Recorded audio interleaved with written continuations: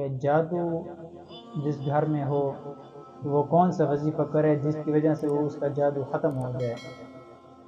بیری کے 7 پتے ہوں، کسی پتے میں کوئی سراخ نہ ہو، اور ہر پتے پر 3 بار یہ آیت پڑھیں، اور ہر آیت کے ساتھ ہر دفعہ دم کریں اس پتے پر۔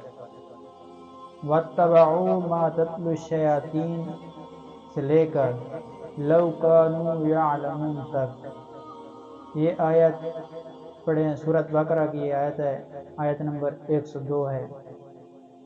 ان پتوں کو پاک ہاتھوں سے توڑیں اور پانی میں اس کو ملا لیں، اور یہ مریض 7 دن تک پیتا رہے، اور پانی کم ہونے کی صورت میں اس کے ساتھ اور بھی تھوڑا سا پانی ملا لیں، اپنے گھر میں اور اپنی دکان میں اس کو ساتھ چھڑکیں، انشاءاللہ شفا ہو۔